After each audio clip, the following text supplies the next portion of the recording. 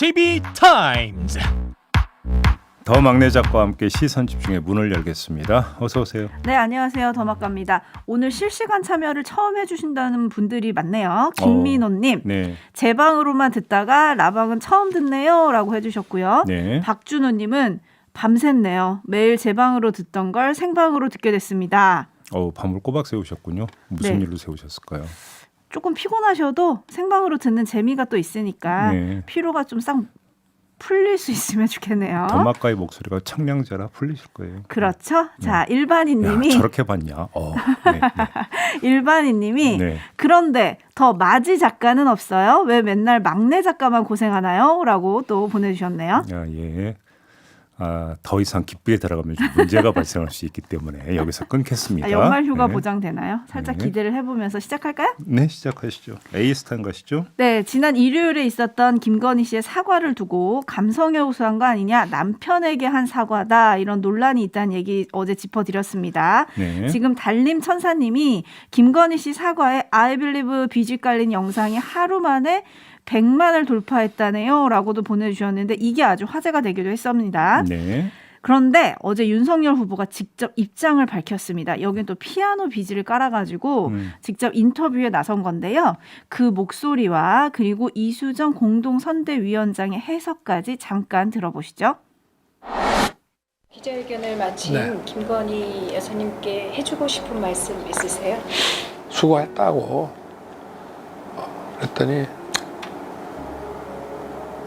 너무 늦지 않게 들어오라고 딱 이러고 전화 끊더라고. 뭐 어쨌든 자기도 또 남편의 위로를 받고 싶지 않았나 싶고 여자로서 그래서 알았다고 제가.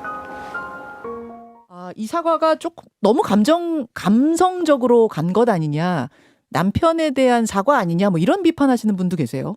근데 이 이제 그렇게 비판을 할 수도 있어요. 저도 보니까 되게 감성적이고 네. 어떻게 통곡을 안 하는지가 저는 굉장히 의문이 들 정도로 사실은 뭐 눈물이 쏟아질 만한 대목이 많았던 걸로 보이거든요. 네. 당사자 입장에서 상상해 보면. 그런데 이제 이렇게 감성적으로밖에 갈 수밖에 없었던 거, 특히 이제 남편에 대한 어떤 뭐 코멘트들, 이건 사실 결혼 전 일이다 보니까 남편도 정확히 알고 있었을까요? 만약에 이런 종류의 허위나 뭐 왜곡이 있었다면 저희 남편 같으면은 당장 저한테 화낼 것 같아요. 예, 거짓말했으니까. 예. 그러면은 사실은 사과의 대상이 물론 국민이기도 하지만 예. 남편일 수밖에 없는 거 아닌가요? 네, 사과의 대상이 국민이기도 하지만 남편일 수밖에 없는 거 아니냐. 좀 포인트를 잘 잡고 있는 건가요? 이수정 위원장 입장에서는 아주 전략적으로 포인트를 설정을 한 거죠. 전략적으로. 왜 그런 거겠습니까? 저 발언에서 지금 강조점은 어디에 있는 겁니까? 결혼 전 일이라 윤석열 후보는 몰랐다. 그렇죠. 뭘? 허위 이력을. 이거잖아요. 네. 후보를 보호하는데 저것처럼 아주 그 맞춤형 발언이 세상에 어디 있습니까? 어허. 그러니까 그 김건희 씨가 국민에게는 물론이고 윤석열 후보에게도 사과할 정도로, 사과를 해야 될 정도로 윤석열 후보도 몰랐던 것 아니냐. 고로 우리 후보는 책임 없다. 엮지 마라. 이런 이야기가 깔려 있는 거잖아요. 네. 공동 선대위원장다운 전략적 발언이다. 이렇게 봐야 될 것 같은데. 윤석열 후보의 말은 어떻게 들으셨어요? 뭐 저거에 대해서는 제가 뭐 별로 논하고 싶은 생각은 없고요. 네. 근데 문제는 부각돼야 되는 점이 과연 저것인가. 표심에 입각해서 볼 때 네. 어제 저분이 저런 말씀하셨죠. 국민의 평가에 맡긴다. 네. 저도 그렇게 말씀드리겠습니다. 알겠습니다. 사과는 사라지고 부부금술만 남았다. 뭐 이런 평가도 있어서요. 더 살펴보도록 하겠습니다. 잠시 후 김지현 최고위원의 시간이 또 있으니까요. 네. 자, 뉴스와 분석이 함께하는 제이비타임즈 오늘 주목할 뉴스들 챙겨드리겠습니다. 어차피 연관된 뉴스이기도 한데요. 첫 번째 뉴스는 어떤 건가요? 어제 국민의힘 의원 66명이 집단 성명을 발표를 했습니다. 이재명 후보 아들의 입시 의혹을 제기하는 성명이었는데 아들이 2012학년도 전형으로 고려대 경영학과에 입학을 했는데 삼수생인데다가 알려진 해외 체류 경력도 없는데 어떻게 탁월한 외국어 능력을 바탕으로 선발하는 수시 특별 전형에 50대 1의 경쟁률을 뚫고 합격할 수 있는 것이냐. 오호, 네. 이런 입시 의혹을 제기를 한 겁니다. 이에 대해서 권혁기 더불어민주당 선대위 공보 부단장이 바로 반박에 나섰는데요. 이재명 후보 아들은 삼수가 아닌 재수를 했고 수시 특별 전형이 아닌 수시 일반 전형으로 입학을 했고 수시 일반 전형은 논술과 학생부 전형으로 수능 커트라인에 통과한 대상만을 상대로 치러지는 전형이다. 이렇게 바로 반박에 나선 겁니다. 네, 학교도 확인하면 금방 확인이 될 수 있는 부분일 것도 같은데 네. 이걸 어떻게 봐야 될까요? 일단 눈길을 끄는 것은 의혹의 내용보다는 의혹 제기의 형식인데요. 66명의 의원이 집단 성명을 발표했다. 이건 흔한 일은 아니거든요. 네.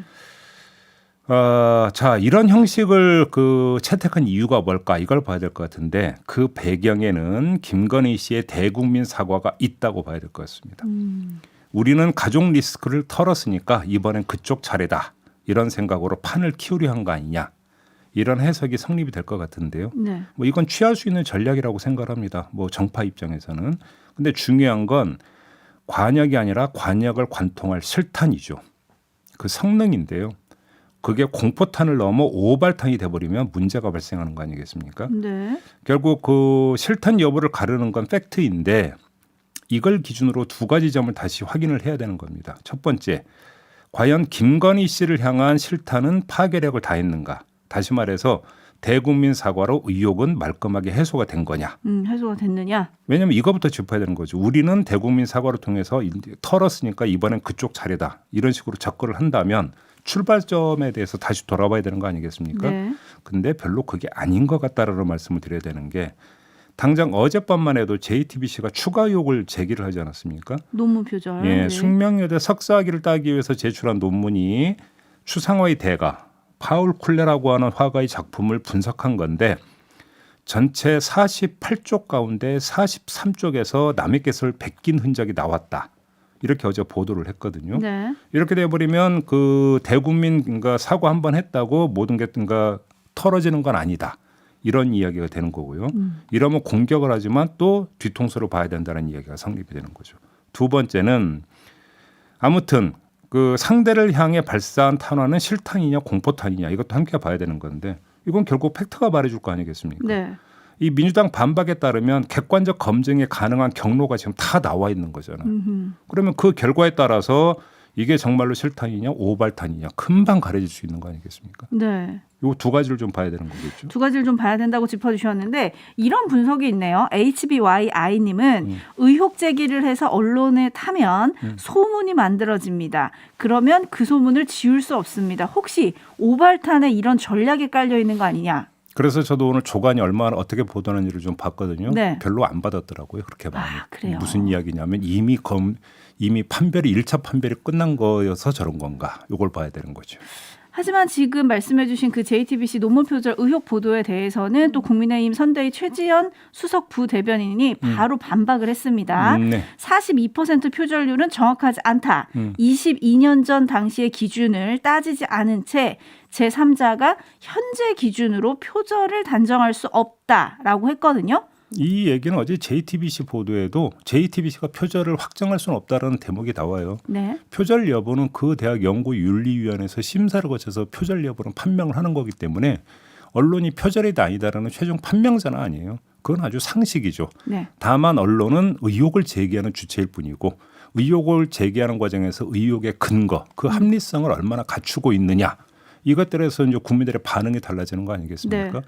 근데 이전에 나왔던 김건희 씨가 이 논문을 쓰기 전에 발행했던 책까지 전부 뒤져가지고 거기서 그러니까 그 비슷한 문장을 넘어서 거의 동일한 문장을 다 찾아내서 형광펜으로 쭉쭉 그어가면서 다 검증을 했더라고요. 확인을 네, 보니까 이 부분에 대해서는 표절 여부를 떠나서 48쪽 가운데 43쪽에서 거의 똑같은 문장이 계속 반복적으로 나온다라고 한다면 그 자체가 갖는 의혹의 시선은 성립이 된다고 봐야 되겠죠. 네, 이렇게 의혹이 제기가 됐으니까 뭐 대학이 좀 다시 들여다봐야 되는 거냐 이런 얘기도 좀 올라오고 있거든요. 네. 8894님은 이쯤 되면 우리나라 논문 시스템 전체를 검증해야 할 것 같습니다. 라고 해주셨는데요.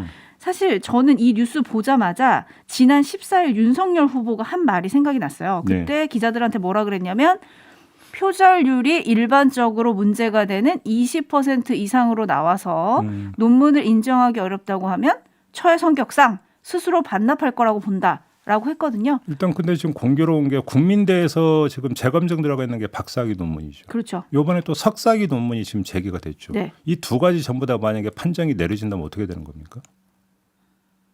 넘어가겠습니다. 네, 어떻게 되는지는 아실 것 같아요. 네. 에너지 댓글님이 그냥 우리들이 판단할게요 라고 보내주셨는데 판단할 게 하나 더 있습니다. 김건희 씨가 공동 번역한 책 디지털 미디어 스토리텔링 이게 요즘도 그 전공서적으로 쓰인다고 하는데 네. 이 책이 약간 번역이 이상하다 이런 논란이 좀 있어요. 좀 부실 번역 이야기가 어제 제기가 됐죠. 네. 그래서 거기에 대해서 YTN이 보도를 하면서 보도를 하기 전에 김건희 씨랑 직접 통화를 했더라고요. 일단 그 목소리 한번 들어보시죠. 뭐 실력도 많이 모자르고 뭐 그러니까 뭐 미흡할 수 있고 그런 건데 뭐 그거 지금 얘기해서 뭐 하겠어요. 번역이 잘못됐으면은 이제 독자분들이 안 사보시고 하면 되는 거지. 그 저한테 지금 물어봐서 어떻게 뭐 없잖아요. 다시 과거를 되돌릴 수도 없고. 언젠가는 그러면 뵐 수는 있는 걸까요? 나오실 계획은 있으신 거죠? 네, 계획은 있을 수도 있고 없을 수도 있고 지금 이제 봐야 돼요. 아예 안 나오면 국민들이 제일 좋아하겠죠. 제가 지금 거의 악마화돼 있잖아요. 그래서 아예 안 나오면 제일 좋아하시겠죠. 자, 여러분 헷갈리실까봐 제가 시점을 다시 말씀드릴게요. 이 YTN PD랑 통화한 거는 대국민 사과 이틀 전이에요. 알겠습니다. 네.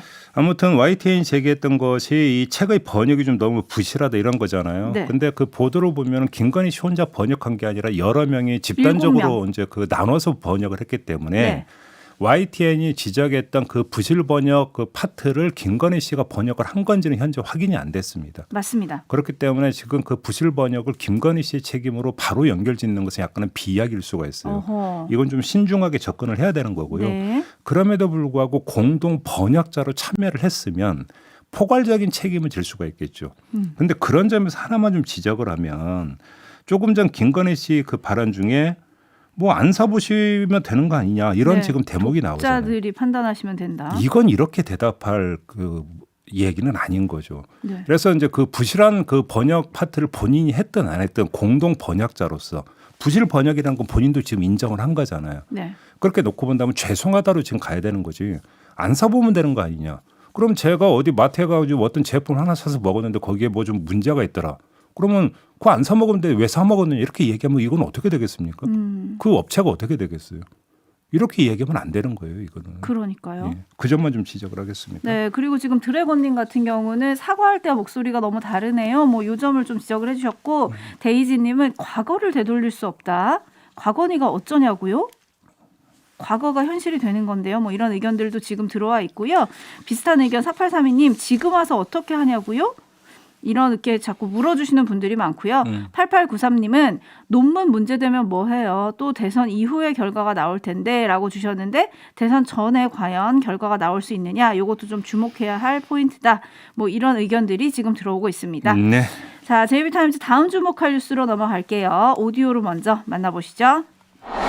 대장동 현장을 처음 찾은 윤석열 후보는 정권 교체를 못하면 나라 전체가 대장동 게이트로 뒤덮일 것이라며 투표로 심판해달라고 호소했습니다. 자신이 강조한 공정과 정의의 실현은 대장동 진범을 잡아들이는 것부터 시작한다며 이재명 후보를 거세게 몰아붙였습니다. 최종 결재권자, 게이트 그림 완성에 절대로 없어서는 안 될 퍼즐, 바로 민주당 이재명 후보입니다. 부동산 시장의 정상화도 먼저 대장동 실체를 규명해야 가능하다며 이를 위해선 오직 특검만이 해법이라고 목소리를 높였습니다. 권력이 아닌 국민의 뜻을 따르는 국민의 특검만이 이 부패 카르텔의 민낯을 낱낱이 규명할 것입니다. 네. 지금 들으신 대로 윤석열 후보가 대장동 부근을 방문해서 대장동 의혹을 대국민 사기로 규정을 하면서 진실규명의 해법은 특검뿐이다 이렇게 주장을 했습니다. 네. 그다음에 국민의힘의 김기현 원내대표도 열 하루 사이에 대장동 개발 사업의 핵심적인 두 사람이 목숨을 끊었다면서 이재명 후보는 당장 민주당 지도부에 진짜 특검을 수용하도록 지시해야 한다. 이렇게 주장을 하고 나섰습니다. 네, 다시 특검 불지피기가 시작이 됐다. 뭐 이렇게 봐야 할까요? 뭐 그렇게 봐야 되겠는데요. 조금 전에 전해드렸던 이재명 후보 아들 입시 의혹을 제기한 걸 역대응이라고 만약에 본다면 이 문제는 측면 대응이다. 이렇게 볼 수 있을 것 같은데 네. 이재명 후보의 약한 고리를 때려서 윤석열 후보를 향한 부정적 시선을 이쪽으로 집중시키겠다. 전환시키겠다라는 전략 이렇게 뭐 해석을 해야 되는 거 아니겠습니까? 네. 그런데 국민의힘 의도대로 흘러갈지는 솔직히 좀 미지수인 게 정의당과 국민의당 원내대표가 어제 공동 기자회견을 가졌습니다. 쌍특검 연내 도입하라 이렇게 다시 촉구를 하고 나섰어요. 양당이 서로에게 책임을 미루면서 오늘 이 순간까지도 특검 협상이 단 한치도 진척되지 않고 있다 이렇게 비판을 했고요. 더 나아가서 배진교 정의당 원내대표는 농성에 돌입을 했습니다. 자, 이렇게 되면 국민의힘 대 민주당의 대결 구도가 아니라 거대 양당 대 소수 양당의 대결 구도가 돼버리는 거 아니겠습니까? 이렇게 되면 전선이 다중화된다는 이야기인데 그런 점에서 국민의힘 어떤 그 전략대로 상황이 흘러가지는 않을 수도 있다. 요점을 함께 봐야 된다는 것이죠. 네, 문선미님이 특검도 공정하게 두 분 이름 다 올립시다. 뭐 이렇게 지금 의견을 주고 계시고요. 네. 6625님은 고발 사주부터 특검을 받읍시다. 뭐 이렇게 의견을 또 주고 계신데 사실 어제 윤호중 민주당 원내대표랑 김기현 국민의힘 원내대표가 만났거든요. 네. 근데 민주당은 상설 특검하자, 국민의힘은 별도 특검하자 줄다리기만 하다가 합의는 못했고 오늘 다시 만난다고는 합니다. 네. 근데 지금 말씀하신 것처럼 협상도 진전이 없고 전선까지 다중화됐다. 이쯤 되면 모두가 할 생각이 없는 거 아닌가? 결국 이제 시선 돌리기. 네. 그냥 그렇게 정리를 하면 될 것 같아요. 아, 그럼 안 되는 건가요, 결국은? 결국은 되겠습니까? 지금 뭐 이게 어떤 대선과 연동해서 본다면 대선 지금 며칠 남았 한 70일 남았나요? 네. 그러니까 지금 국민의힘은 상설 특검이 아니라 별도 특검으로 가야 된다는 거잖아요. 그러면 법안 만들어야죠. 발의해야 되고 심의 거쳐서 법안 통과시키고 추천 절차 거치고 임명을 하고 사무실 구하고 특검보랑 이런 사람들 진용 짜고 아하. 그럼 아마 대선 끝나 있을 겁니다. 국민의힘에서는 그걸 일사천리로 시작할 수 있다고 하던데 네. 아무튼 보라카오님이 그런데 특검 받아야 토론한다면서요? 라고 보내주셨는데 이게 이제 어제 윤석열 후보가 토론 왜 자꾸 피하냐 토론 안 하실 거냐라고 하니까 이렇게 얘기를 했던 거예요. 이건 정말 부적절한 발언이에요. 왜 그러냐면 네. 그 특검과 토론이 각각 정파에게 이득이 되고 그러니까 득이 되고 실이 되는 그래서 맞교환 상품이라면 제가 인정을 하겠는데요. 토론은 국민을 위한 거예요. 그러니까 유권자들이 토론을 봄으로써 후보에 대해서 그러니까 알 권리를 행사하고 그 알 권리를 행사해서 나온 평가를 가지고 투표장에 가도록 한다라고 하는 게 토론의 취지잖아요. 그렇죠. 그러니까 그건 그 정파의 어떤 소유물이 아니라 국민의 권리예요. 토론은. 네. 근데 그게 어떻게 거래 품목에 올립니까? 그걸? 이건 적절한 발언이 아니죠, 전혀. 그렇죠. 오늘 방송기자클럽 토론회, 초청 토론회에 윤석열 후보가 참석한다고 하던데 네. 일단 그 토론은 챙겨보겠고요. 최상규님이 생방송으로 양당 후보 원내대표 나와서 협상 어떻게 하는지 방송 좀 합시다. 국민들이 다 알게요. 라고 해주셨는데 와 시선 집중해서 만들면 정말 좋겠네요. 그렇죠? 네. 한번 만들어 볼까요? 네. 전화 돌려보겠습니다. 자 그리고 6773님이 그런데 특검 결과가 나와도 서로 믿을지 의문입니다. 라고 해주셨네요. 그러니까요. 넘어가죠. 아무튼 네. 지켜보겠습니다. 자 뉴스와 분석이 함께하는 JB타임즈 다음 주목할 뉴스는 어떤 건가요? 요즘 하도 그 좀 우울하고 어두운 소식만 전해드려서 심혈을 기울여서 하나 골라왔습니다. 아하. 전북 완주군 용진읍 행정복지센터 민원실 입구에 어제 새벽에 쌀 10kg짜리 60포대가 쌓여졌습니다. 신원을 밝히지 않은 기부자가 갖다 놓은 건데 이런 기부는 2008년부터 매년 계속되었다고 합니다. 14년째. 와. 예, 그렇게 익명 기부된 쌀이 총 420포대였다고 하는데요. 근데 여기서 그치는 게 아니라 이런 익명 기부가 해피바이러스가 돼서 다른 사람들을 감염을 시켰다고 합니다. 뭐냐? 용진읍 이장단이 그 다음에 나섰는데요. 2016년부터 직접 쌀농사를 지어서 어려운 이웃을 돕고 있다고 하는데 올해도 10kg짜리 350포대를 완주 군민들과 나눴다고 합니다. 아, 정말 간만에 따뜻한 소식이네요. 그러니까 이제 코로나 여파 때문에 대면 기부에까지 영향을 미치고 있다는 이야기 들으셨죠. 네. 뭐 자원봉사나 나눔 활동, 심지어 헌혈에까지도 지금 지장을 주고 있다. 이런 소식이 있었는데 하지만 온라인 기부는 좀 늘었다고 하더라고요. 예를 들어서 사회복지 공동모금회가 이달 초부터 QR코드나 홈페이지 기부 등을 통해서 모금한 건수가 2,060건이었다고 합니다. 지난해 같은 기간 1,505건보다 36%가 증가를 했다고 하더라고요. 그러니까 코로나에 대처하는 방법은 여기를 보나 저기 보나 역시 연대더라. 방역도 연대로 헤쳐나가고 있고 나눔도 연대로 지금 계속 실천하고 있다. 이런 이야기가 되는 거겠죠. 네, 뚜기님이 천사가 왔다 가셨네요라고 정리를 해주셨는데 네. 이런 연대의 힘을 늘 평범한 우리 이웃들이 이끈다는 점이 더 감동인 것 같습니다. 그렇습니다. 자, 이렇게 마무리하죠. 더마카 수고하셨습니다. 고맙습니다.